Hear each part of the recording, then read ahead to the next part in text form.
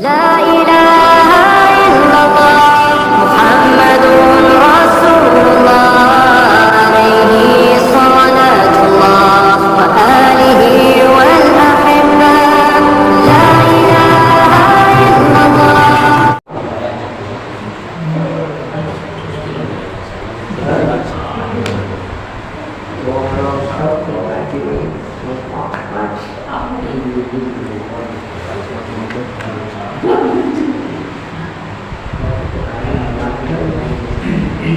Sekarang pakai keluar kapan ini paham ini semang bisa semakin dulu.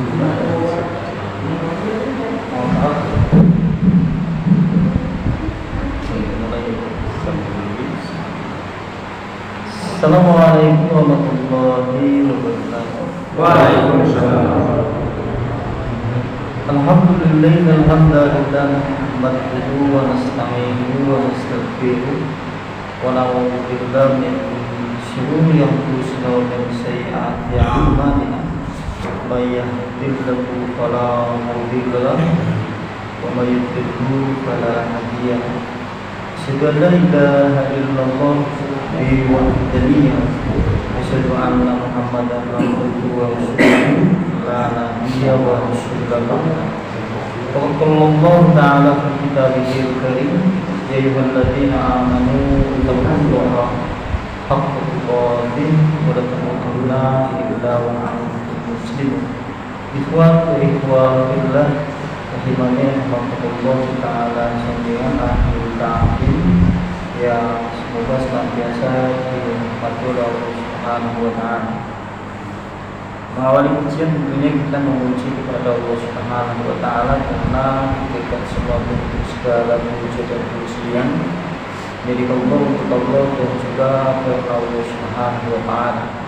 Salam dan juga selawat tercurah kepada uswah sekaligus juga kedua itu Rasulullah sallallahu alaihi wa ala alihi wasallam, dan semoga Allah melimpahkan karunia rahmat, hidayah taufik dan istiqomah untuk mengikuti risalah Islam, risalah tauhid di atas jalan yang lurus. Dan meneruskan pada pembahasan sebelumnya, masih di bab itu kita mengilmi wa badli wa ta'ala fikih, itu kita atau bab yang membicarakan masalah ilmu, keutamaan ilmu dan yang berkaitan dengan masalah ilmu, masih di bab itu.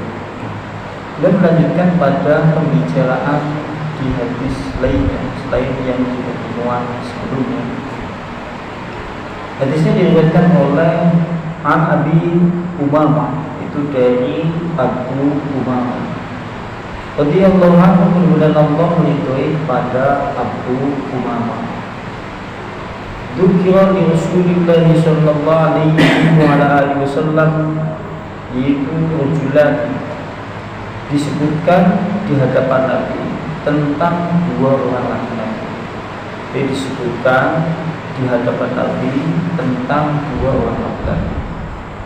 Satu laki-laki adalah mabitun ahli ibadah, wal akhar, sementara laki-laki yang lain alim atau orang yang berilmu mengamalkan ilmunya. Jadi Nabi pada suatu hari ada yang kemudian menyebutkan, mengisahkan kepada Nabi tentang dua orang laki-laki. Yang satu adalah ahli ibadah, yang lainnya adalah seorang ilmu dan sekaligus mengamalkannya, alim, mengetahui ilmu kemudian mengamalkannya. Faqala Rasulullah sallallahu alaihi wasallam, dan Rasulullah bersabda, lantas Rasulullah bersabda, fadlul alimi 'alal nabi, keutamaan yaitu alim atau orang yang berilmu dan mengamalkan ilmunya, 'alal nabi, atas orang yang ahli ibadah. Kata Rasulullah, itu keutamaan orang-orang alim dibandingkan dengan orang ahli ibadah. Kafadli, seperti perumpamaan ada adnakum, yaitu di atas atau di antara orang yang paling rendah di antara kalian. Kata Rasulullah, Masya Allah ya.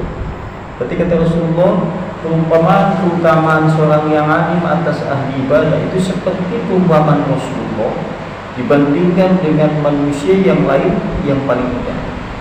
Ini menurut Rasulullah. Summa qala, kemudian Rasulullah bersabda,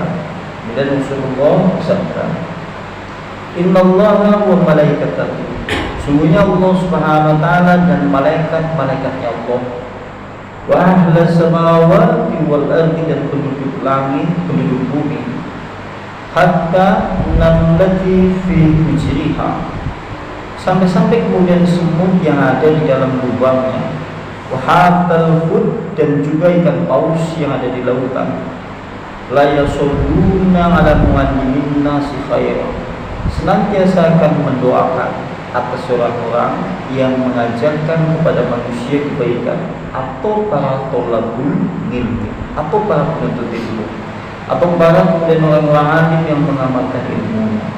Ini menunjukkan sisi keutamaan ilmu, sisi keutamaan orang-orang alim, yaitu di atas ahli ibadah. Di sini tidak disebutkan orang yang tidak beribadah, lebih parah panik naik boxing untuk ibadah, sampai-sampai kemudian diumpamakan oleh Rasulullah seperti itu. Kemudian sampai di dalam hadis yang lain, dalam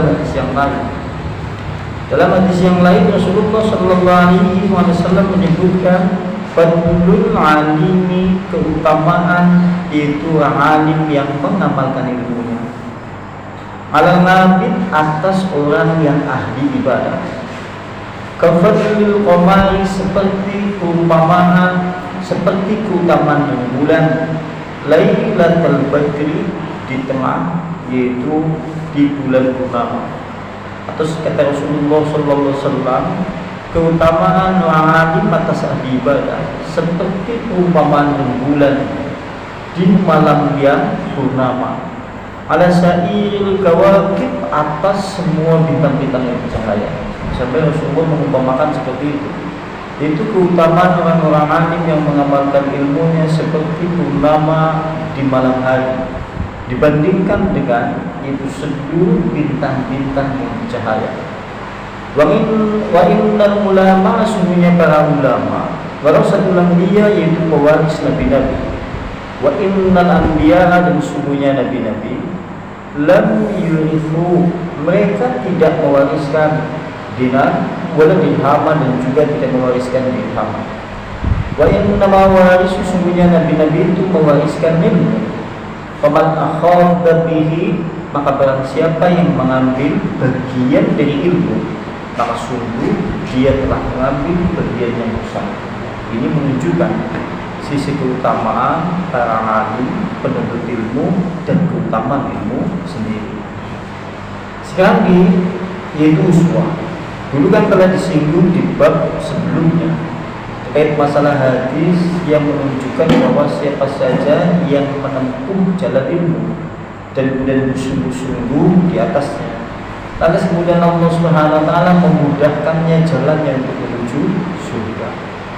Lantas kemudian disebutkan dalam satu riwayat ini untuk menunjukkan, untuk sebagai uswah, sebagai contoh atau sebagai suri toladan terkait masalah kesungguhan orang-orang di zaman dulu tatkala mereka semuanya itu menuntut ilmu. Disebutkan oleh Abdullah bin Muhammad bin Aqil, dari Abdullah bin Muhammad bin Aqil. Qala, dia berkata, sami'tu Jabir bin Abdullah, aku pernah mendengar Jabir bin Abdullah berkata, kata beliau, aku mendengar Jabir bin Abdullah, dia berkata, itu Jabir bin Abdullah, balaghani hadisun man rujulin sami'ahu min Rasulillah sallallahu alaihi wasallam. Kata Jabir bin Abdullah, telah sampai kepadaku satu hadis Nabi dari seorang laki-laki yang dimana laki-laki itu mendengar dari Rasulullah. Aku sendiri tidak langsung mendengar dari Rasulullah, kata beliau seperti itu. Jabir bin Abdullah berkata, aku mendengar telah sampai kepadaku salah satu hadis Nabi dari seorang laki-laki yang dimana laki-laki itu langsung mendengar dari Nabi, sementara aku tidak langsung mendengar dari Nabi, kata Jibril bin Abdillah. Maka setelah ia mendapatkan informasi hadis yang diterima dari seorang laki-laki, laki-laki itu telah mendengar dari Nabi langsung. Lantas kemudian itu kemudian aku membeli bangiran onta. Lantas kemudian aku membeli onta. Summa sadadtu alaihi rahli, kemudian aku mempersiapkan perbekalan untuk menempuh jalan mencari hadis itu, mencari laki-laki yang langsung mendengar dari Nabi. Ini Masya Allah ya, dia langsung kemudian membeli onta, kemudian persiapkan perbekalan untuk menempuh satu perjalanan mencari laki-laki itu yang langsung mendengar dari Nabi. Kata kemudian dia, yaitu Jabir bin Abdillah, fasirtu ilaihi sahra, dan pada saat itu aku menempuh perjalanan sampai 1 bulan. Aku menempuh perjalanan sampai satu bulan penuh. Ini Masya Allah ya, ada orang kemudian sampai menempuh perjalanan 1 bulan hanya untuk mendapatkan satu hadis, yang dimana hadis itu dia dengar dari seorang laki-laki. Laki-laki itu katanya mendengar langsung dari Rasulullah. Ia persiapkan perbekalan, ia siapkan kendaraan ontanya, menempuh perjalanan sampai 1 bulan. Kalau seandainya kemudian kita mengarah kepada hadis sebelumnya kan disinggung, barang siapa yang menempuh jalan ilmu kemudian telah bersungguh-sungguh di dalam menempuh ilmu itu, Allah mudahkan jalannya untuk menuju surga. Seakan-akan hadis itu untuk mereka, yaitu seperti Jabir bin Abdillah tatkala menempuh perjalanan 1 bulan hanya untuk mendapatkan satu hadis. Kira-kira termasuk hadis itu enggak? Tidak. Dari suatu saat kemudian berbicara masalah konteks hadis Nabi, siapa yang menempuh jalan ilmu Allah kemudian mudahkan jalannya untuk menuju surga. Kita di dalam menempuh jalan ilmu itu berpayah-payah enggak? Enak ya. Lumayan setiap kendaraan ada, setiap yang ditempuh pun tidak ada yang jauh lah. Bersama dan itu kita pun menempuhnya dengan cukup enak, sampai di tempatnya juga tempatnya luas. Seakan-akan tidak ada cobaan, tidak ada kedua. Cobaan itu hanya perasaan dan jiwa kita. Apakah malas, apakah tidak. Jadi ujiannya kan tuh beberapa biola ya. Kan yang ujian kita apa coba? Ujian kita di dalam menuntut ilmu kan cuma hanya ada permasalahan duniawi atau permasalahan intinya adalah malas. Sampai nang apa wajib izin lah. Bro, ujiannya hanya itu. Coba kita bayangkan beliau lah. Dia begitu mendengar hadis dari seorang laki-laki itu mendengar dari Rasulullah, ia pun korbankan, ia membeli unta, coba langsung membeli unta. Ia persiapkan perbekalan untuk menempuh perjalanan. Begitu sampai di perjalanan, ia menempuhnya sampai makan waktu 1 bulan 30 hari. Ini Masya Allah ya. Cewek, anak sampai ngaji bulan-bulanan. Orang ini hanya mendapatkan 1 hadis, hanya untuk mendapatkan 1 hadis. Lalu setelah itu, begitu ia menempuh perjalanan sampai 1 bulan, hatta qadimtu alaihi Syam, akhirnya kemudian aku sampai di wilayah Syam. Wilayah Syam zaman sekarang kita hidupkan Palestina, Suriah, Lebanon. Kalau zaman sekarang kita cukup bayangkan saja, dia meninggalkan negaranya untuk menuju negara lain hanya untuk mendapatkan 1 hadis. Ia tempuh perjalanan itu sampai 30 hari. Dewa ngaji seminggu sepisan kan tentu. Kayaknya ya, hari ini kita dihadapkan pada permasalahan yang seperti itu. Ya, lantas berikutnya kemudian disebutkan pula Faida Abdullah bin Unais, ternyata laki-laki yang mendengar hadis itu langsung dari Nabi itu adalah Abdullah bin Unais. Jadi laki-laki yang dimaksud mendengar langsung dari Nabi bernama adalah Abdullah bin Unais. Lantas kemudian berikutnya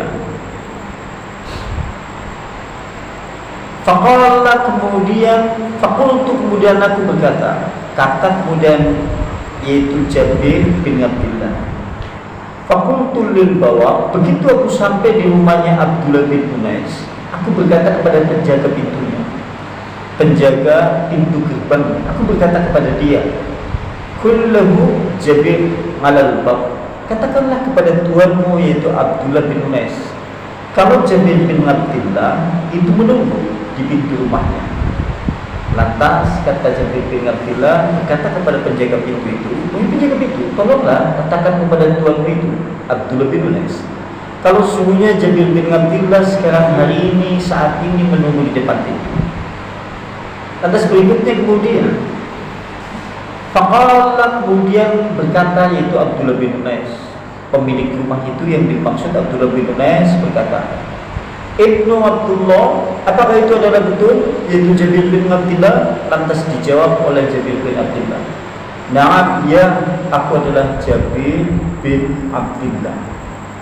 Lantas kemudian faharaja yaqa'u sawbah. Lantas kemudian Abdullah bin Unais dia keluar dari rumahnya. Lantas kemudian dia bersegera menggunakan pakaiannya. Maka begitu melihat Jabir bin Abdillah pakai atana qani, kemudian dia memelukku. Pakai atana tubuh, kemudian aku pula memeluknya.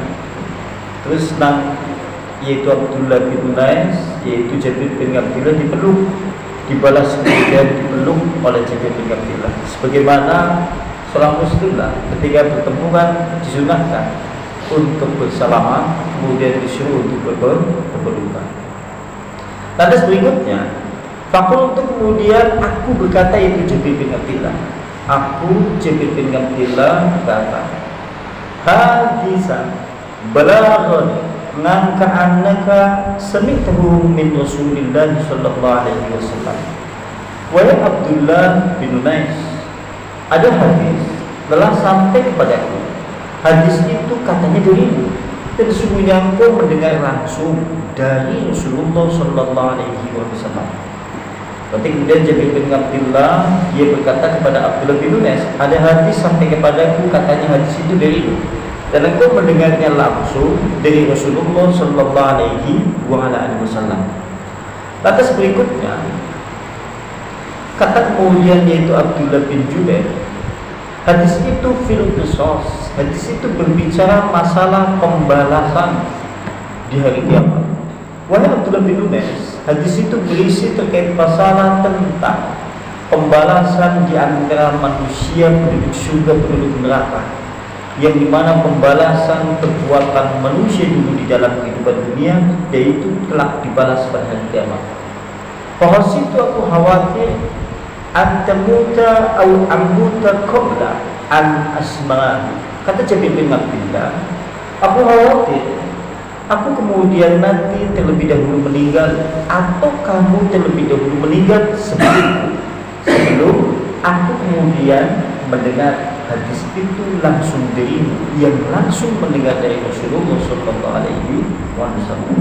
Ini kan masya Allah ya, semangat untuk menuntut ilmu. Betapa mereka kemudian hanya untuk mendapatkan satu hadis, sangat khawatir pula jangan-jangan sampai hadis itu tidak didengar olehnya. Karena ada seorang laki-laki yang langsung mendengar dari Rasulullah sallallahu alaihi wasallam. Mereka khawatir kalau suatu saat kemudian kematian tiba, atau kematian tiba telah menjemput orang yang langsung mendengar hadis itu dari Nabi, maka kemudian Jabir bin Abdillah khawatir sebelum dia memastikan mendengar langsung dari kemudian orang yang mendengar langsung dari Nabi.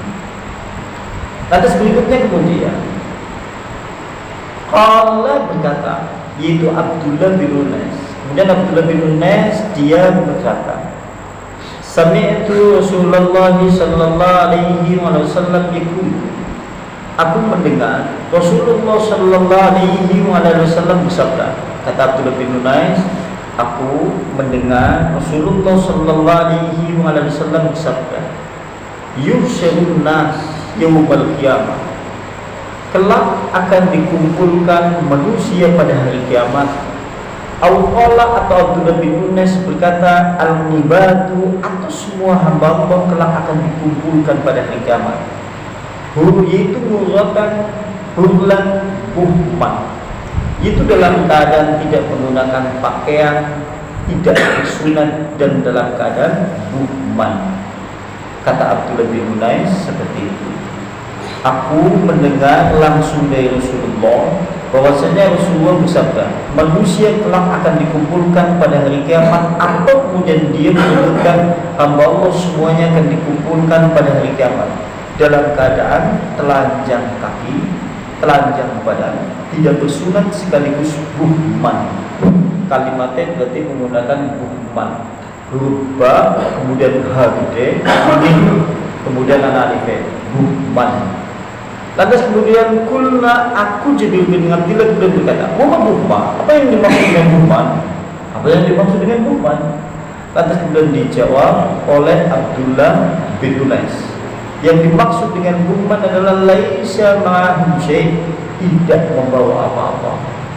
Berarti kalimat buhman artinya adalah tidak membawa apapun sama sekali. Berarti artinya itu dalam keadaan telanjang badan, tidak bersunat, tidak membawa apapun juga sedikit pun. Berarti tidak ada yang bisa dibawa pada saat itu, istilahnya adalah buhman.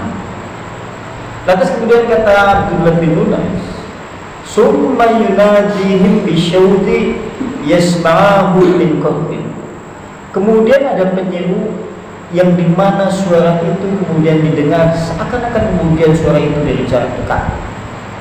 Itu Allah Subhanahu wa taala berfirman, kemudian terdengar Allah Subhanahu wa taala berfirman, ana al-malik, ana ad-dayan. Aku adalah raja mahadiraja. Aku Allah Subhanahu wa taala maha membalas. Wala yanbaghi li ahadin min ahlin nar ayyadkhulan nar. Walau inda hadin min ahlil jannah haqqun hatta uqassahu minhu. Kata Allah Subhanahu wa taala, aku raja mahadiraja. Aku adalah yaitu maharaja diraja. Aku adalah zat yang maha membalas semua perbuatan manusia. Tidak sepantasnya ada seseorang dari penduduk neraka sebelum dia masuk neraka, seandainya ada di sisi penduduk surga seorang yang memiliki hak yang harus ditunaikan, sampai kemudian Allah pasti membalasnya.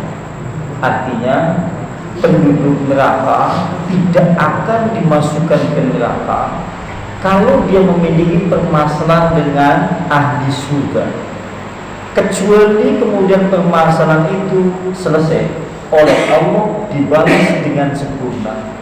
Kecuali oleh Allah dibalas dengan sempurna. Wala yanbaghi li ahadin min ahli jannah, dan tidak sepantasnya pula min ahli jannah, tidak sepantasnya pula seorang pun dari penduduk surga ayatul jannata akan masuk menuju surga. Wa li ahadin min ahli nar, dan dia memiliki urusan dengan penduduk ahli neraka, yang urusan itu adalah hak yang harus ditunaikan, kecuali Allah membalasnya sampai betul-betul sekalipun hanya sekedar satu tamparan, kecuali oleh Allah Subhanahu wa taala diselesaikan terlebih dahulu, sehingga kemudian penduduk surga masuk ke dalam surga, penduduk neraka masuk ke dalam neraka tanpa sudah tidak ada beban lagi, kecuali ketoliban yang dulu dilakukan di dunia semuanya selesai. Ini Masya Allah ya, artinya suatu saat, kalau suatu saat Anda masuk ke dalam surga, Anda kemudian tidak akan dimasukkan ke dalam surga selama ada kedoliman yang Anda berbuat kepada manusia lainnya, entah itu penduduk neraka atau kemudian manusia lainnya, sebelum kemudian oleh Allah diselesaikan dan dibalas, kita tidak akan dimasukkan menuju surga. Makanya dulu kan pernah disinggung dalam hadis yang lain terkait masalah orang yang bangkrut. Kan pernah Rasulullah berkata kepada sahabat-sahabatnya, wahai sahabatku, apakah kalian mengetahui apa yang dimaksud dengan muflis atau orang yang bangkrut? Rasulullah kemudian bertanya kepada sahabatnya demikian. Sahabatnya kemudian menjawab, yang namanya orang yang bangkrut adalah yang dimana dia tidak memiliki harta benda, tidak memiliki dinar ataupun dirham. Ini disebutkan demikian. Kemudian Rasulullah menyebutkan orang yang bangkrut adalah orang yang membawa pahala sholat, orang yang membawa pahala sedekah, orang yang membawa pahala puasa. Berarti ini menunjukkan dulu amalannya di dunia itu telah diterima sehingga sudah berubah menjadi pahala. Tapi ternyata kemudian dia memiliki kedoliman sama manusia, sampai kemudian dia memiliki kedoliman dengan sama manusia lainnya.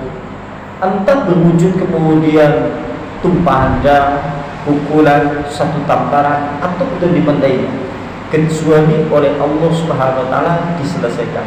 Sehingga orang itu karena kebaikannya yang banyak dan kedolimannya juga banyak, kemudian kedolimannya itu dibalas dengan kebaikan yang ia miliki, sehingga kemudian dia sudah tidak tersisa kebaikan sama sekali. Tapi kedolimannya masih ada. Kedolimannya masih ada. Ada orang pula datang kemudian membawa kedoliman yang ia lakukan kepada dirinya. Lantas kemudian kedolimannya itu dibalas dengan keburukan orang yang dulu pernah didolimi di dunia, ditimpakan kepada orang yang pernah dibuat dolim itu. Sehingga kemudian dia pahalanya habis. Lantas kemudian dia dijebloskan dan dijerumuskan ke dalam neraka.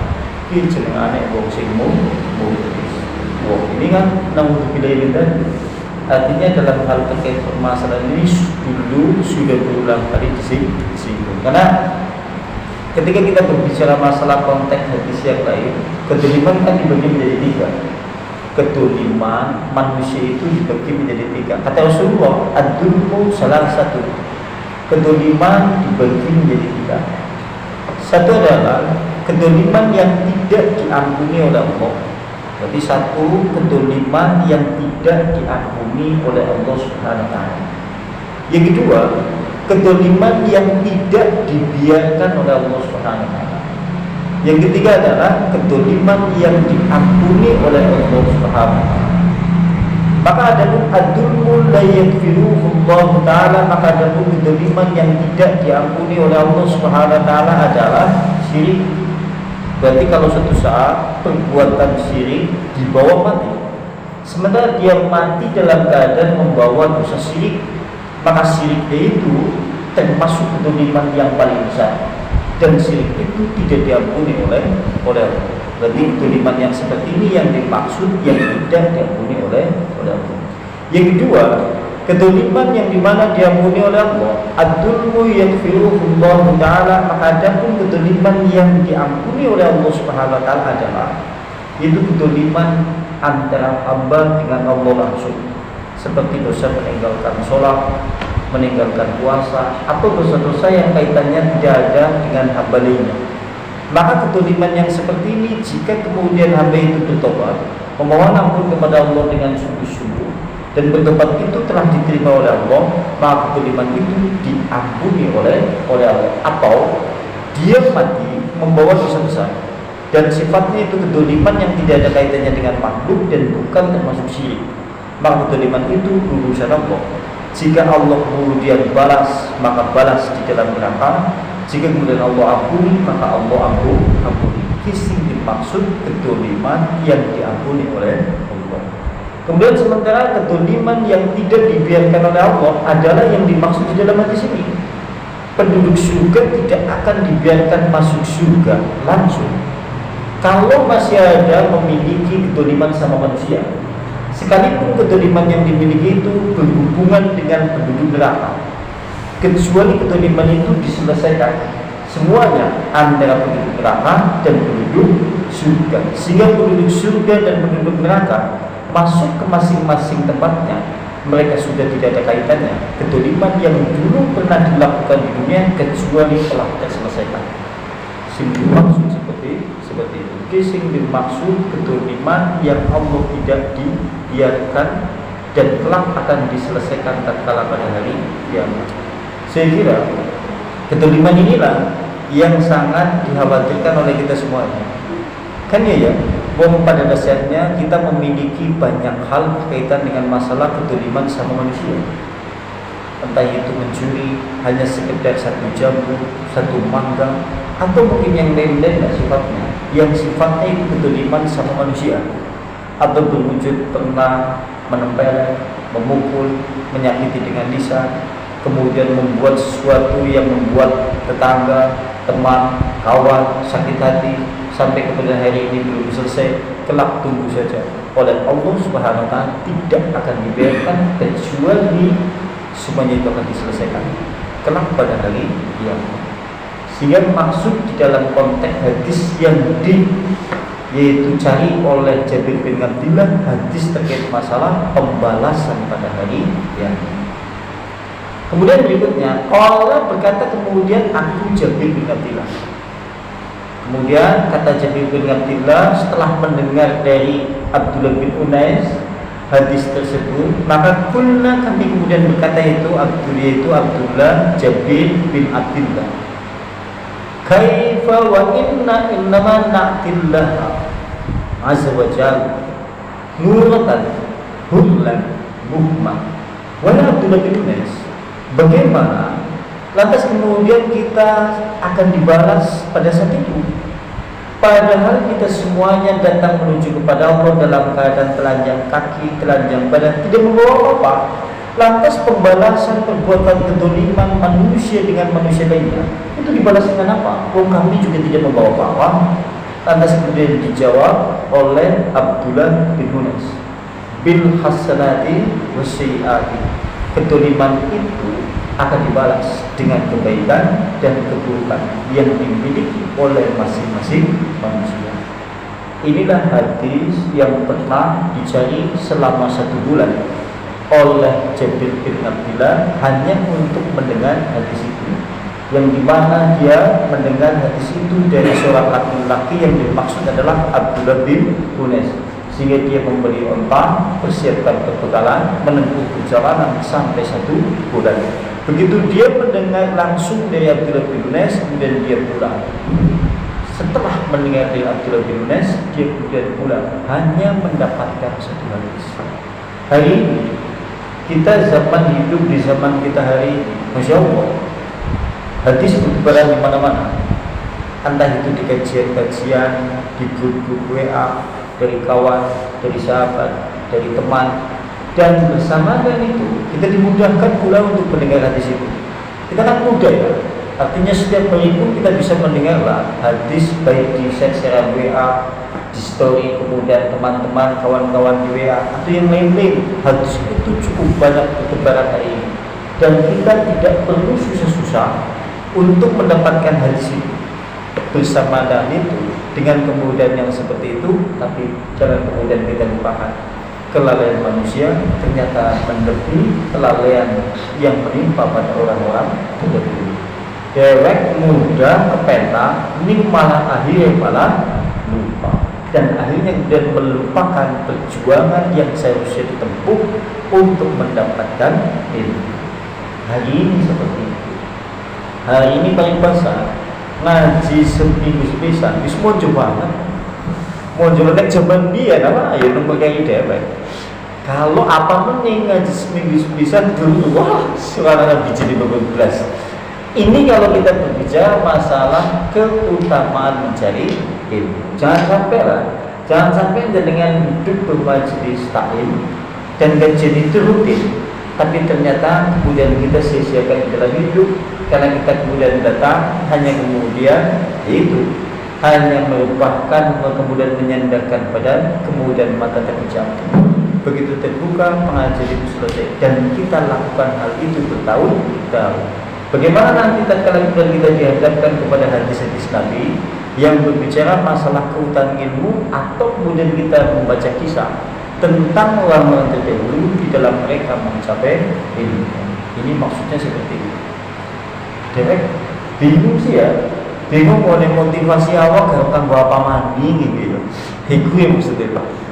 Lalu berikutnya, sementara di dalam hadis yang lain sekarang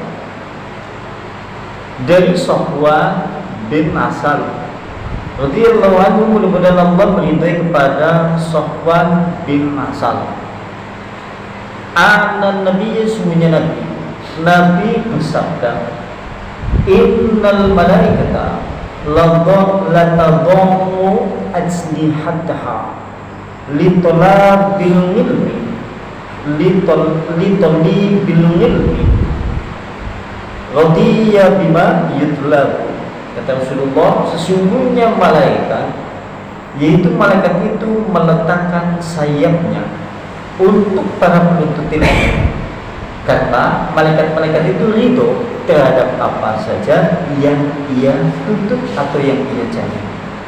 Ada hadis Nabi yang menyebutkan malaikat Allah Subhanahu wa taala merendahkan atau meletakkan sayapnya untuk para penuntut ilmu, karena mereka malaikat itu ridho terhadap apa saja yang ia tuntut atau yang mereka ia cari. Dan di sini kan sering kali kemudian disalahartikan kan. Oh ngaji malaikatnya sayapnya digeletakna yang ngantuk ya apa-apa dulu kan. Kan seakan-akan juga kalau penerjemahan yang seperti ini benar kan ini. Belum jelas kan? Jadi kalimat itu malaikat merendahkan sayapnya untuk para thalabul ilmi, sehingga kemudian ada asumsi rumah di masa kita naik wong ngaji mulai ngantuk, mau malaikat tembak sayapnya pada digeletakna, bunaungi wong sing ngaji. Bener ora kalau sampai. Lain seperti ini kan? Sehingga Imam Al-Khattabi menjelaskan maksud dari hadis itu. Maksud dari hadis itu dijelaskan. Fil makna, di dalam hadis itu memiliki makna. Yang dimaksud malaikat itu meletakkan sayapnya, menurut beliau Al-Khattabi ada 3. Maksudnya kalimat sungguhnya malaikat meletakkan sayapnya dijelaskan oleh Al-Khattabi, poinnya ada 3.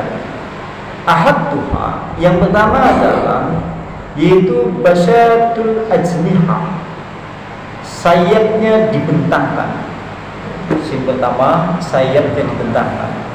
Terus anak asumsi maksud dari sayap dibentangkan di sini, terus anak rumah nang masyarakat itu, oh ya pantas, bung yupe cemingine malaikat penurang hantu keberiwe, bener lah yang saya. Bener lah. Yang dimaksud malaikat kemudian membentangkan sayapnya di sini adalah malaikat itu seakan-akan ikut duduk bermajlis taklim dan sekaligus mendoakan bagi orang-orang yang sekaligus menuntut ilmu di dalam majelis itu. Jadi tidak ada penerjemahan yang mengarah kepada pengertian bahwa malaikat sayapnya dibentangna mulai dengan penerjemahan seperti ini salah sah. Karena sing dimaksud itu seperti itu. Kami jarang mendapati para penuntut ilmu di zaman dulu si model-model zaman sini. Jarang, hampir-hampir nggak ada. Contohnya pada pertemuan sebelumnya coba. Jadi kan dulu pernah menyinggung di bab sebelumnya, sampai-sampai masuk ke lorong, tidak bisa keluar, tidak bisa maju, tidak bisa mundur. Ia paksa badannya, sampai-sampai kemudian mengelupas sebagian dagingnya, sampai-sampai kemudian bajunya terkoyak. Ini yang dimaksud orang-orang yang dimaksud dimudahkan jalannya untuk menuju surga. Dan kira-kira termasuk surga itu.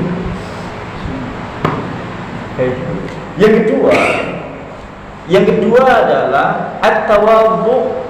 Malaikat itu merendahkan diri takdiman sebagai pengagungan atau penghormatan, atau sebagai rasa simpatik, yaitu litoli bil ilmi, untuk para penuntut ilmu. Dimaksud dari kalimat ini menunjukkan bahwa malaikat itu ikut mendoakan rahmat kepada Allah Subhanahu wa taala. Sing dimaksud malaikat itu senantiasa tawadu, merendah diri sebagai wujud penghormatan, menghormati para orang yang ahli, sehingga dia kemudian meletakkan sayapnya. Maksudnya adalah menghormati para penuntut ilmu, sekaligus dia, para malaikat-malaikat itu diantaranya adalah memohonkan rahmat kepada Allah. Kira-kira nang malaikat itu dikecualinya orang yang Singapura. Sing dikhawatirkan kan gue, ya Allah Subhanahu wa taala berilah rahmat kepada para penuntut ilmu kecuali Singapura. Kebiri saja. Iya itu sih. Soalnya ini biasa saja. Mulanya kaidah dulu kan pernah disinggung di bab sebelumnya. Kaidah kalau suatu saat kemudian kita Bagaimana hukumnya kantuk di dalam majelis taklim? Menurut saya ingin, karena ini kewajiban bagi para thalabul ilmi, si jenengan ngaji kan wajib, maka kemudian disuruh untuk melakukan dengan sungguh-sungguh. Kalau itu saya ngantuk, jenengan bagaimana caranya ngantuk? Bagaimana caranya ngantuknya itu hilang?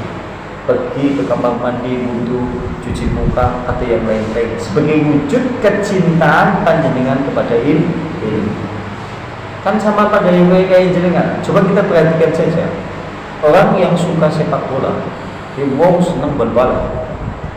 Jadwal bal-balan padahal jam 7:30. Coba jenengan bayangkan, anak jadwal pengajian kira-kira jam 7, anak sing makat ora? Kenapa Bapak kata? Orang senang. Permasalahannya apa? Tidak cinta. Orang bisa melakukan apa saja, waktunya tidak pandang dulu. Sekalipun jam 3:30 asal dia cinta, ia datangi kok. Buktinya apa? Para pencinta sepak bola. Sepak bola sekalipun jadwalnya jam 2, jam 1, bahkan kemudian 2:30 mereka rela. Tidak tidur, takut dia tidak kebangun pada jam 2. Yang kedua, mereka tidur gasik persiapan awal-awal. Supaya apa? Supaya nanti malamnya kemudian dia tidak kantuk. Kalau kemudian dia duduk tatkala menyaksikan sepak bola kantuk, dia pun bersegera gawe kopi atau kemudian makannya mikan atau melakukan hal-hal yang kira-kira bisa mengusikkan. Kenapa bisa orang melakukan seperti itu? Cinta. Dewek nek diomong cinta kami ilmu. Dewi ada jenengan ditakoni sampean cinta nang ilmu. Buktinya apa? Sampean jawabnya kemudian. Sing dikhawatirkan apa itu ya? Yang dikhawatirkan dalam penjelasan konteks di dalam hadis ini, malaikat yaitu berdoa kepada Allah, yaitu memohonkan rahmat kepada para thalabul ilmi, bok ada pengecualian. Kecuali nembok sing padangan kantuk lebih dulu. Kayaknya bagaimana? Ya, sampai diundang undian bayar nang rumah sakit, jam nomor antrian. Suatu saat Anda kemudian tidak mendengar, diliwati orang. Diliwati. Pak Misno, diundang orang anak, diliwati dia nih, pakai di mana? Kan ini ya, sama tatkala kemudian malaikat mendoakan kepada Allah Subhanahu wa taala, seakan-akan kalimatnya ingin ditoli bil ilmi, yaitu para penuntut ilmu. Dan penuntut ilmu istilahnya di dalam bahasa hadis tidak ada istilah dia ketidur. Mana istilah tidak seperti itu? Sing jenengane wong ketidur ya jenengane yang bobok tuh. Sekalipun nek berbicara masalah lebih apik, ya memang ya daripada sing ora makan gangguan. Wong turu kemudian makan ngaji lebih apik daripada sing ora ngaji gangguan. Tapi ini kita berbicara masalah konteks dalam agama, kita disuruh untuk melihat yang di atas. Kayak kok bisa ya ngaji benuri, orang tuh ngantuk, tak terutama nanti tekan terakhir. Padahal dari ngaji bendina nih.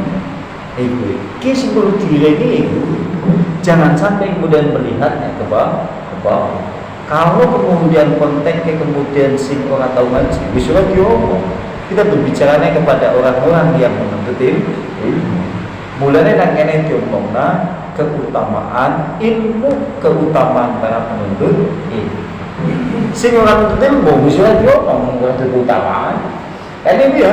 Karena sesuai dengan bab di dalam bab ini, berarti yang tidak menuntut ilmu ya tidak dibicarakan karena tidak memiliki utamaan. Bagaimana mungkin kemudian orang yang tidak memiliki utamaan boleh disebut? Seakan-akan di bab judul seperti itu pengarang kitab, mulai judul kitab bab keutamaan ilmu, para thalabul ilmi dan apa saja yang berkaitan dengan itu, menunjukkan wong sing ora ngaji wis ora disinggung. Itu seperti itu. Dan berikutnya yang ketiga, yang dimaksud kemudian malaikat itu meletakkan sayapnya, maksudnya adalah annahu al-muradun nuzulun inda majalisil ilmi. Malaikat ikut kemudian duduk bermajelis taklim di tengah-tengah para thalabul ilmi. Seakan-akan malaikat itu menyaksikan orang-orang yang kemudian menuntut ilmu. dan malaikat itu tidak terbang. Mulane anak malaikat yang bertugas di antaranya dia itu yaitu merendahkan sayapnya yaitu di taman-taman surga untuk orang-orang yang menuntut ilmu di majelis-majelis taklim. Berarti maksudnya di antaranya adalah malaikat yaitu membentangkan sayapnya, yang kedua merendahkan sayapnya untuk pengagungan dan penghormatan pada penuntut ilmu, yang ketiga ikut duduk bermajelis taklim. Malaikat itu tidak terbang, mengandung pengertian semuanya di situ, sekaligus malaikat memohonkan rahmat, memohonkan ampunan bagi para thalabul ilmu. Kemudian malaikat-malaikat yang berdoa kepada Allah untuk mohon ampunan gorong sing thalabul ilmu 30 apa tidak? 30 malaikat. Dia adalah makhluk yang senantiasa taat kepada Allah. Masya Allah utamanya. Kan sampai-sampai kemudian tadi disinggung, sampai-sampai jenengan penduduk langit, penduduk bumi, sampai semut yang ada di lubang tanah, atau kemudian ikan paus yang ada di lautan, semuanya mendoakan untuk para orang-orang yang menuntut ilmu atau orang-orang yang mengajarkan kebaikan kepada manusia lain. Kising dimaksud malaikat merendahkan sayapnya. Jadi jangan sampai salah pengertian. Sebagaimana masih itu keyakinan yang diyakini oleh kebanyakan manusia di zaman kita hidup, dari zaman dulu sampai zaman sekarang. Jadi nek wong ngaji ngantuk gara-gara diium-ium nang malah malaikat. Yang seperti ini ya salah. Orang kayak itu ya wong ngantuk kabeh. Wong sampean sini berbicara masalah yang duniawi saja lah. Sampean suatu saat mangkat sekolah, diundang nang guru ilmu matematika, diulang matematika, sampean ngantuk, kira-kira di biji pira? Di biji pira? Di biji pira? Iya, tolong. Wah, malah sih dari tiga patna nang guru, kayak mangkat sekolah ya mantap, rajin kelas. Ini nggak benar-benar kelas minum pelajaran nanti terus. Dia ngomong sih, lain disinggung diundangan kepala sekolah di BSP. Gue lembek ilmu dunia. Kita berbicara masalah ilmu akhirat kok. Singkaitannya dengan Allah Subhanahu Wa Taala, singkaitannya dengan tanggung jawab kita kelak di yaumil akhirat. Artinya kalau saya katakan berbicara masalah tolak ini ngaji, kita main-main itu. Ini sesuatu yang serius karena berkaitan dengan permasalahan kehidupan kita setelah kematian. Beda dengan ilmu dunia, bertanggung jawabannya hanya di dunia. Sampai kan orang ditamoni matematika dan yang lain-lain. Tidak ditanya seperti itu, sampai aturannya begitu ketatnya, apalagi terhadap permasalahan ilmu akhirat. Ini ilmu akhirat kok, ilmu yang sifatnya adalah supaya kemudian kita selamat di dunia ataupun di akhirat. Upaya neng esuk malam Selasa, malam Senin esuk suara nasi ngantuk. Lagi si anak ngantuk tuh. Permasalahannya senang ambil senang sih ya. Permasalahannya kayak cinta ambil cinta. Wong mancing, kan yang sampai dalam wong mancing. Wong mancing mangkat berpisah tekan esuk ngantuk lah. Orang ngantuk sekali ngantuk dia berusaha di orang ngantuk lah. Kenapa bisa melakukan seperti itu? Senang masalahnya. Jadi nek sampean ditakoni seneng aja lah. Ki jawabannya bingung nih. Dijawab senang buktine ya ora serius. Malaikat ini yang bertugas mencatat amal soleh panjenengan bisa menilai itu kok. Bisa menilai mana orang yang cinta ilmu sungguh-sungguh, mana yang tidak cinta dengan ilmu, dan kita akan dinilai di sisi Allah dengan penilaian sendiri-sendiri. Kelak kita akan dinilai oleh Allah seperti itu.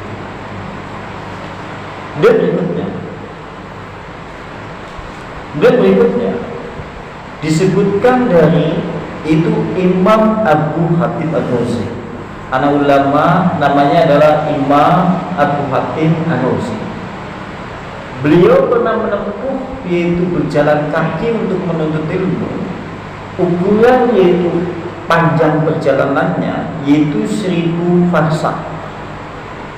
Dia Imam Abu Hatim An-Nusi melaku, dia berjalan kaki untuk menuntut ilmu itu sampai 1000 farsak. Satu farsak itu 5 kilo. Satu farsak 5 kilo. Berarti naik 1000 farsak berapa kilo? 5 ping 1000. Berarti 5.000 kilo. 5.000 kilo kan kena mudik. Kena Jakarta paling 400 sekitar berapa ya? 400 sekitar terus. Kita dari sini ke Jakarta itu paling 400 yaitu 60-an sekian. Itu juga dari sini ke Jakarta. Ini menempuh perjalanan 1000 farsak berjalan kaki. Saben dina dheweke mlaku golek ilmu di tempat-tempat majelis taklim, nek dihitung ukuran perjalanan kemudian menuntut ilmunya sampai 1000 farsak. Satu farsak itu adalah 5 kilo. Dhewek nek dalam cerita seperti ini isi tuh. Wis jarake cedak, mangkate numpak motor anyar-anyar, tekanan coba kebriye sejer. Isi lagi kalau melihat seperti itu.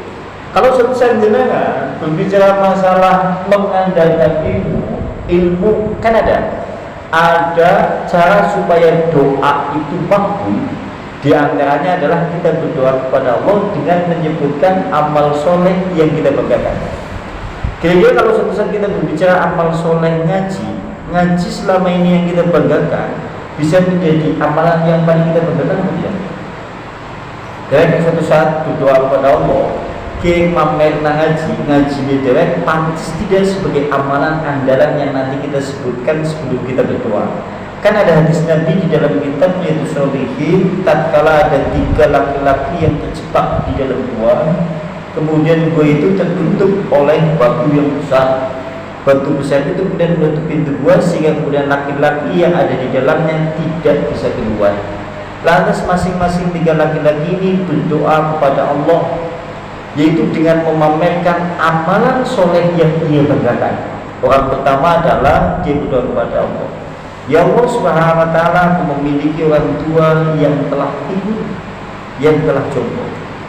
Aku tidak pernah mendahulukan makanan atau minuman kepada anak dan istriku sebelum aku persilakan terlebih dahulu ayahku atau ibuku.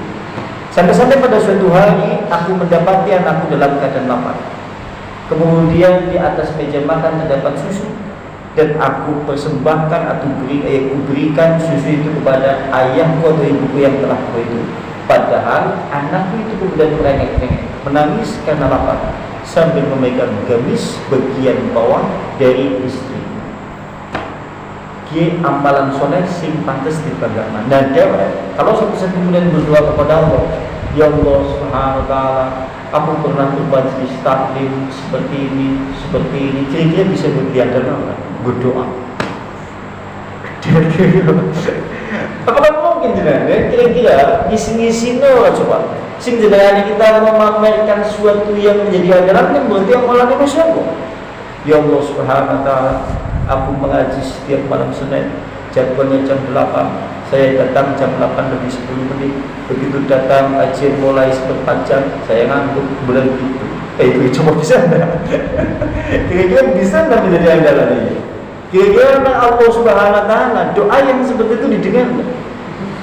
Dicoret, orang bisa berandalan. Padahal kita membutuhkan amalan yang kira-kira amalan itu bisa diandalkan dan kita memerlukan sebagai wasilah. Karena wasilah yang disyariatkan diantaranya adalah dengan memberitahukan amal soleh kepada Allah. Amal soleh itu paling kita banggakan yang menjadi andalan. Dan rata-rata amalan soleh yang kita miliki tidak ada satupun yang seakan-akan bisa menjadi andalan. Ya Allah subhanahu wa ta'ala, alhamdulillah atas segala puji bagimu wahai Allah subhanahu wa ta'ala. Aku telah menjalankan sholat sampai hari ini istiqomah, itu menjalankan sholat sudah sampai 30 tahun. Sekalipun kemudian aku membaca suratannya itu inna a'tayna kal kautsar. Dia dari bayar isinya lah itu. Ya sekalipun sah-sah saja kita mengandalkan yang seperti itu, tapi kalau untuk menjadi amalan yang paling kita banggakan, seakan-akan belum mencukupi. Nah, ini Imam Abu Hatim Ar-Razi berjalan kaki sampai 1000 farsakh. Belum lagi yang dimana dia pernah menempuh perjalanan dengan menggunakan kendaraannya. Di dheweke sing mungsing ditempuh sing nganggo mlaku, belum lagi terhitung yang ditempuh dengan perjalanannya. Sebagaimana di bab sebelumnya, hadis sebelumnya kan menyinggung permasalahan barang siapa menempuh jalan ilmu dan dia bersungguh-sungguh di dalam menempuh jalan ilmu itu, maka Allah mudahkan jalannya bagi dia untuk menuju surga. Surga itu seakan-akan mengarah kepada tadi Jabir bin Abdillah sing makan sebulan hanya untuk mendapatkan satu hadis. Kemudian Imam Abu Hatim Ar-Razi berjalan kaki sampai 1000 farsakh. Satu farsakh adalah 5 kilo. Berarti menempuh perjalanan untuk majelis taklim itu sampai terhitung 5.000 kilo. Oh, ini Masya Allah. Dan kita hari ini seakan-akan belum menempuh jalan ilmu dengan sesungguhnya. Sekalipun, ya alhamdulillah, segala puji bagi Allah Subhanahu wa taala menjadikan kita mau duduk di majelis taklim, ya, itu alhamdulillah. Tapi paling tidak kita ingin mengarah kepada satu pengertian bahwa menuntut ilmu ternyata ini adalah sesuatu yang harus kita perjuangkan dengan sungguh-sungguh. Makanya kalau bisa antum dimanapun ataupun kapanpun berada, dimanapun atau kapanpun, antum itu harus memiliki majelis taklim yang sifatnya memang rutin panjenengan datangi. Sebagai bukti memang kita menempuh perjalanan ilmu dan itu memang sesuatu yang diwajibkan di dalam Islam. Sebagai thalabul ilmi fardhu, yaitu menempuh ilmu atau menuntut ilmu adalah sesuatu yang diwajibkan dalam Islam untuk tiap-tiap orang Islam. Kemudian berikutnya, sebagaimana telah disinggung pada bab sebelumnya, Imam Ahmad bin Hanbal itu sampai menempuh perjalanan Imam Ahmad bin Hanbal sampai dia menempuh perjalanan keliling dunia 2 kali untuk menuntut ilmu. Wow, dia keliling dunia 2 kali untuk menuntut ilmu. Ini Masya Allah, inilah yang dimaksud dari hadis tadi. Barang siapa yang menempuh jalan ilmu, dia bersungguh-sungguh di dalamnya. Artinya kalau suatu saat kita sudah menempuh ilmu, maka kemudian kita disuruh untuk betul-betul bersungguh-sungguh di dalamnya. Sungguh-sungguh di sini maksudnya adalah diantaranya adalah mencintai ilmu, mengeluarkan daya upaya dengan segala kepayahan, dengan segala pengorbanan untuk menempuh ilmu ini. Yang berikutnya adalah istiqomah di dalam ilmu. Jenengane wong sing menempuh jalan ilmu lantas oleh Allah Subhanahu wa taala mudahkan jalan yang menuju surga. Di antaranya itu. Mungkin ada yang mau ditambahkan tafadhol silakan.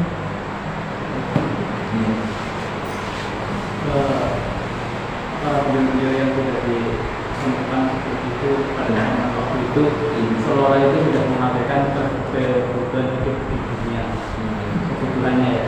Tapi kalau di zaman sekarang seolah ya karena kebutuhan hidup sehingga kadang-kadang terbalik dengan kebutuhan itu kita bagaimana kan?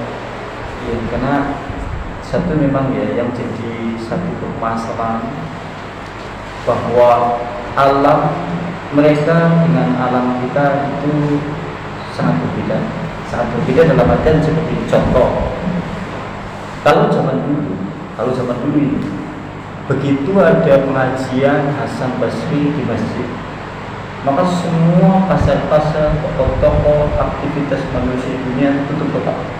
Dulu seperti itu kondisinya. Lantas di zaman Imam Ali, begitu manusia usianya sampai 40 tahun, naik kuda manusia di zaman Imam Malik usia dari 40 tahun, maka semuanya fokus. Dia kemudian fokus dalam masalah agama. Sebelum usia itu dia masih dunia, masih agama, dunia, agama. Dan begitu usianya 40 tahun, mereka itu semuanya fokus terkait masalah berkaitan dengan masalah agama. Yang berikutnya dalam contoh yang kemarin telah disinggung, yaitu Al-Qutubi, dia berangkat ngaji di rumah Ibnu Mujahid, jadwal pengajian yang bersubuh, mangkatnya kasih-kasih Dia sudah berangkat kasih, begitu datang di tempat majelis taklim ternyata di sana sudah tutup karena semuanya sudah penuh tempatnya. Ini kan menunjukkan masa di zaman itu seakan-akan manusia-manusia yang memang notabene mereka adalah orang-orang akhirat dan kita adalah orang-orang dunia. Sehingga bagi orang yang menempuh perjalanan untuk akhirat di alam yang notabene manusia-manusia ahli dunia, kita sendiri yang repot. Ya kan, sehingga repotan. Nah, dalam hal ini maka yang perlu digarisbawahi paling tidak ini kita memiliki dalam hitungan 1 minggu, kita memiliki kajian yang rutin yang kita datangi 2 kali ataupun 3 kali. Minim-minimnya seperti itu. Sebagai bukti, sebagai itu melaksanakan kewajiban kepada Allah dan kesungguhan kita di dalam menuntut ilmu. Toh pada dasarnya Allah di dalam memberikan rahmat terkadang, dan memang dalam cara Allah memberikan rahmat itu bukan berdasarkan amalan perbuatan manusia, sekalipun rahmat Allah bisa ditarik dengan seberapa sungguh-sungguhnya dia beramal soleh. Tapi mudah-mudahan dengan adanya kita bersungguh-sungguh, sekalipun kapasitasnya seperti ini, mudah-mudahan Allah memberikan rahmat. Ya, kalau kita contohkan mereka orangnya bergawe ya. Gini ya, contoh Imam Ahmad coba sampai 2 tahun keliling dunia, kan berarti aja bergawe. Mereka tadi coba berjalan kaki sampai 1000 barsak coba. Dan ini kan saya akan mengarah kepada satu bukti tadi, memang mereka orang-orang ya. Dan mereka nuansa alamnya juga alamnya seperti itu, alamnya mendukung. Naik dewe, alamnya seakan-akan penuh dengan orang-orang ahli dunia, sehingga orang yang menempuh jalan untuk akhirat berada di tengah-tengah ahli dunia merasa kerepotan dengan nuansa zaman yang dipenuhi dengan gemerlapnya dunia. Dan ini cobaan dewe. Ya, mudah-mudahan Allah mencatat dengan kapasitas alam dunia dan para ahli dunia di zaman kita itu hari ini, kita menempuh ilmu hanya seminggu 1 kali 2 kali, tapi istiqomah ini dicatat oleh Allah seakan-akan dia seperti menempuh perjalanan yang sangat sulit. Sing penting begitu kita duduk benar-benar serius dan bersungguh-sungguh. Ya, cobanya jangan ibu dan sebagai ukur kesungguhan kita di dalam majelis. Di antara ini yang lain mungkin cukup ya. Jadi kalau orang yang berikut itu mereka akan menggunakan sayapnya dan memohon ampun kepada orang yang mati. Kemudian kalau bagi orang yang ngaji itu umumnya mengantuk, apa itu sudah diampuni dosanya oleh malaikat? Itu jadi pembahasan gini ya. Ini kita berbicara masalah bahwa hukum ngantuk. Dulu kan pernah disinggung hukum ngantuk di dalam pengajian. Bagaimana hukumnya? Sudah dipermasalahkan hukum ngantuknya di dalam pengajian. Apakah hukum mengantuk di dalam pengajian? Syekh Utsaimin itu menyebutkan hukum mengantuk di dalam pengajian harumun haram. Berarti Syekh Utsaimin dia menghukumi ngantuk di dalam pengajian itu haram. Artinya ngantuk bagaimana yang kita lakukan? Ya, kita cari air, cuci muka atau yang lain-lain. Kenapa dia menghukumnya haram? Karena mengaji itu adalah fardhu. Hukumnya sangat-sangat wajib. Sampai suatu saat sholat, kedudukan sholat kan kedudukan yang golek ilmu kan sama-sama wajib ya. Tapi wajibnya lebih tinggi mencari ilmunya dibandingkan sholat. Sholatnya wajib, tapi kemudian kedudukan hukum mengaji lebih wajib dibandingkan sholat. Nek jenengan sholat, sing hukumnya wajib belum sangat wajib saja. Di antara beberapa hal yang membatalkan sholat apa? Tidur sampai sholat terus turun nganti benar-benar merem, maka sholat Anda menjadi kemudian hukum sing lebih tinggi daripada sholat, hukumnya sangat-sangat wajib. Terus sampai lagi ngelaksanakan kewajiban ngaji, terus ngantuk, membawa itu kawal. Kira-kira harap, sehingga Syekh Utsaimin menyebutkan hukum mengaji seperti itu. Sing heran mani ini, nek ngaji ngantuk, nek pas lagi ngaji kok ngantuk.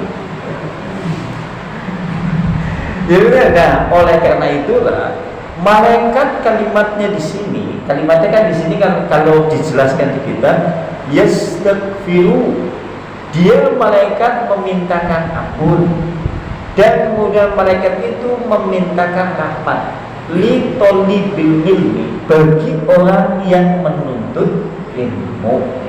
Nah, penuntut ilmu di sini maka kemudian dalam konteks kalimatnya, nek ana wong ngaji terus ngantuk, ki dijenengi kudu tolong ilmi, tapi wong dulu. Dari memintakan ampun, memintakan rahmat, tidak ada istilahnya untuk orang tidur di dalam majelis taklim. Sehingga di sini malaikat memintakan ampun mohon rahmat bagi wong sing nuntut ilmu, seakan-akan mengandung satu pengertian nek sing lagi turu benar-benar orang kebagian doa ini. Maksudnya demikian. Kan yang mana ya? Mana mau ngaji itu? Ini sampai sing digumuni kan ini kan ya. Kalau ngaji orang terkait ngaji ngantuk. Berarti ada pertanyaan sing perlu ditanyakan kayak gini. Nah apa ya? Aku nek ngaji ngantuk, nek orang ngaji kok ngantuk. Berarti apa gue? Bisa berarti nek mau ngaji ngantuknya rugi ya. Rugi, sangat rugi, sangat rugi. Kalau yang benar kan ampun dengan malaikat. Iya sangat rugi. Dia hukum ngajinya sah, berpahala.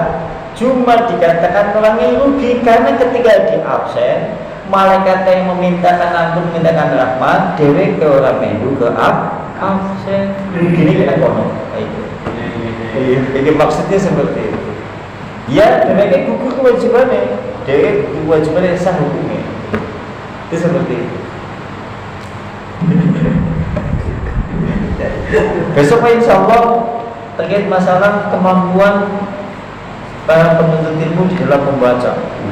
Masya Allah, kemampuan para penuntut ilmu di dalam membaca dan menghafalkan. Ini Masya Allah.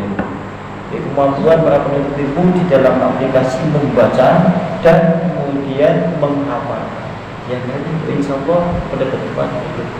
Nanti bihada majlis ta'lim bi dawati Rasulillah subhanakallahumma bihamdika asyhadu an la ilaha illa anta astaghfiruka wa atubu ilaik. Assalamualaikum warahmatullahi wabarakatuh.